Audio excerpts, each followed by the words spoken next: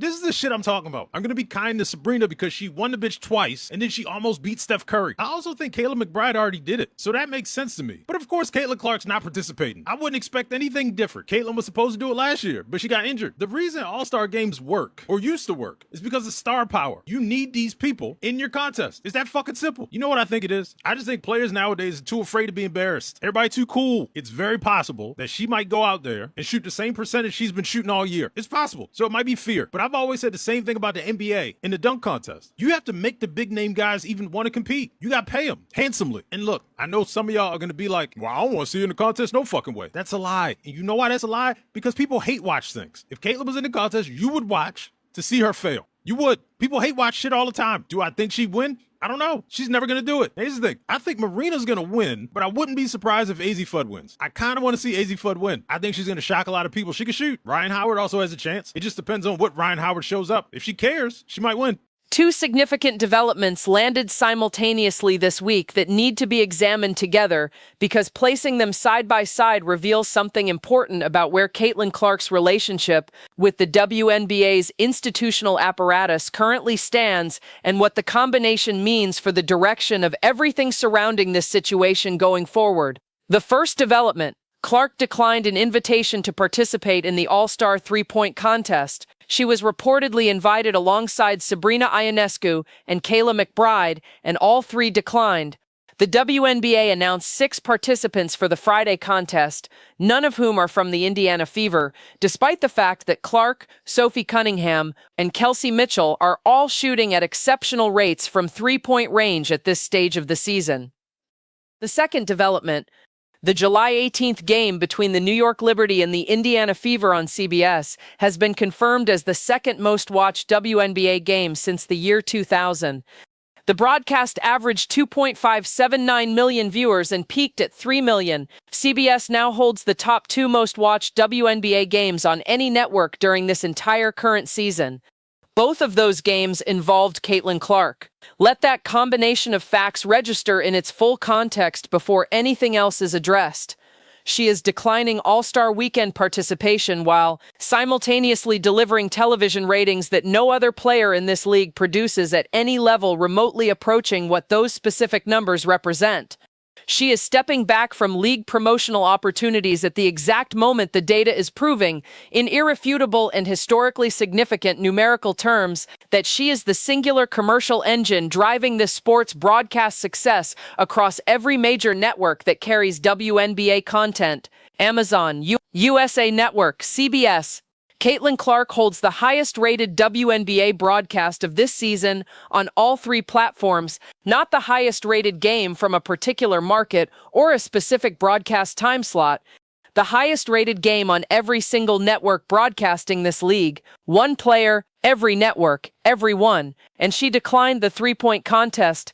To understand why this matters beyond the surface-level reading of a player opting out of an exhibition event, you have to understand the full accumulated picture of what has surrounded Clark throughout this season and what that environment likely means for a player making this specific decision at this specific moment in this specific relationship with this specific institution.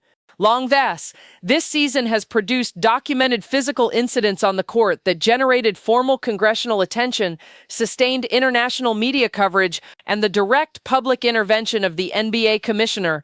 It has produced officiating patterns that the most powerful figure in professional basketball, publicly and on the record, characterized as incredibly unfair. It has produced a coaching environment that generated national concern of the kind that crossed into mainstream media spaces well beyond the sports analytics community. It has produced a player union that found institutional energy to attempt to restrict the viral celebration of Clark's closest teammate, while maintaining conspicuous silence on the situations that most directly require protective organizational advocacy for Clark herself. The three-point contest invitation arriving inside that context is not a neutral opportunity. It is a request from the same institutional apparatus that presided over everything described above to use Clark's name, her presence, and her irreplaceable commercial magnetism to generate viewership and attention for a showcase event at a time when that institution has not demonstrated the kind of protective investment in her professional environment that her commercial contribution warrants. She declined. The signal embedded in that decision carries weight that extends well beyond a single event. Clark has historically been genuinely generous with her time, her platform, and her promotional availability when it comes to league events and institutional opportunities. She is not someone with a track record of manufacturing grievances or withholding participation as a public statement on a routine basis. When someone with that specific history of institutional generosity declines a prominent All-Star Weekend event, the message embedded in that decision warrants honest and serious analysis rather than being managed away as a scheduling consideration. The WNBA's institutional leadership needs to look directly and honestly at the environment it has constructed around this player throughout this season and understand that the three-point contest declination is the observable and measurable expression of something that has been building quietly through every inadequate disciplinary response, every officiating failure, every moment when the league's machinery prioritized something other than the player who makes its commercial foundation possible. The year 2000 from a player, while simultaneously maintaining an institutional environment characterized by documented physical targeting, congressional intervention, the NBA commissioner's public rebuke, and a player union attempting to suppress your closest teammate's viral cultural moment, and then reasonably expect that player to show up enthusiastically for every promotional opportunity the institution extends, as though none of that history exists. The 3 million viewer peak the CBS broadcast achieved is not a modest number to be acknowledged politely and moved past. It is a number that changes how network executives think about the commercial value of scheduling this league. It is a number that affects advertising rates, affects broadcast rights negotiations, and affects the long-term financial architecture of women's professional basketball. It is a number that benefits every player in this league, whether or not any of them ever publicly acknowledge the specific individual responsible for producing it. And that specific individual has declined the three-point contest. The declinations from Ionescu and McBride alongside Clark's own decision deserve acknowledgement as well, because the fact that all three of the highest-profile names invited to this marquee skill competition chose not to participate is itself a signal that extends beyond any individual player's personal choice.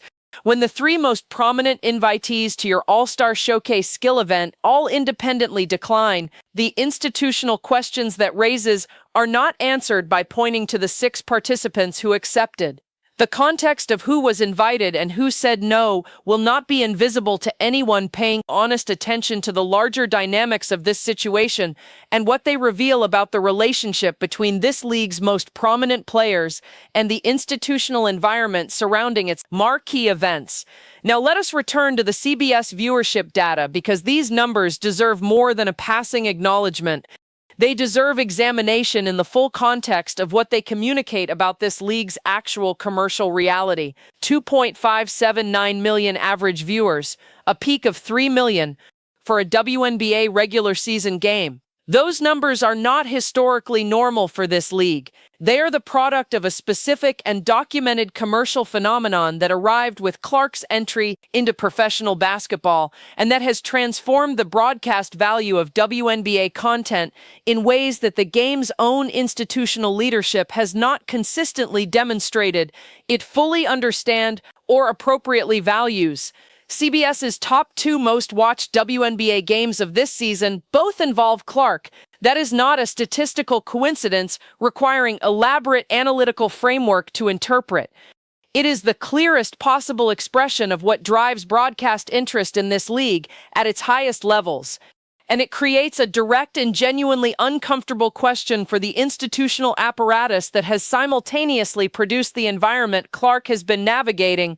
If one player is responsible for the highest-rated broadcast on Amazon, the highest-rated broadcast on USA Network, and the top 2 most-watched games of the season on CBS, what does it say about the priorities of an institution that constructs around her an environment characterized by documented physical targeting, inadequate officiating protection, formal congressional intervention, and a player union more invested in restricting her teammates' celebratory gesture than in defending her from what the NBA commissioner publicly and specifically identified as incredibly unfair treatment. The answer to that question is not a comfortable one for league leadership, but the three-point contest declination is the observable consequence of their failure to answer it satisfactorily across the full arc of this season. Clark has been extraordinarily patient throughout everything this year has produced. She has continued competing at levels that are not just excellent, but historically unprecedented.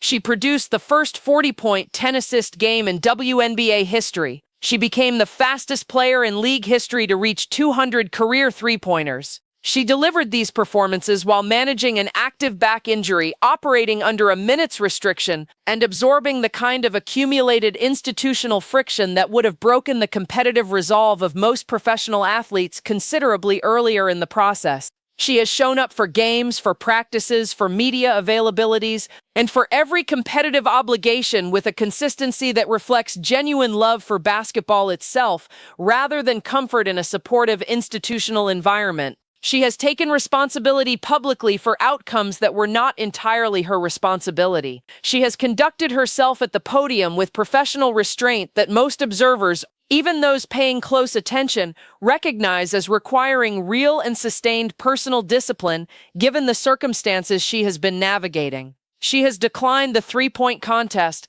These things are not isolated from each other. They are connected parts of a single coherent picture of a player who has given this institution an extraordinary amount and received an institutional environment in return that has not reflected anything close to the appropriate reciprocity that contribution deserved. The league that has benefited more from Clark's commercial impact than from any other single factor in its recent history, now finds itself with its most commercially significant player declining a prominent All-Star Weekend event alongside two other high-profile invitees at the same time it is celebrating the second most-watched WNBA broadcast since the turn of the millennium. The irony of that specific combination of facts arriving in the same news cycle is not subtle. It is the kind of institutional contradiction that should force difficult internal conversations at every level of the WNBA's organizational structure. The 3 million viewers showed up because of Clark. The three-point contest field does not include her. Both of those things are simultaneously true this week, and their coexistence tells the complete story of where this institution's relationship with its most important player currently stands. CBS should acknowledge the ratings with genuine gratitude because those numbers represent a commercial validation that cannot be manufactured through marketing investment alone. They are the product of one player's authentic appeal to an audience that found this sport because of what she specifically represents and what she specifically delivers every time she competes. The institution that benefits from those 3 million viewers carries an obligation that the three-point contest declination is communicating it has not yet met to the satisfaction of the player those viewers came to watch.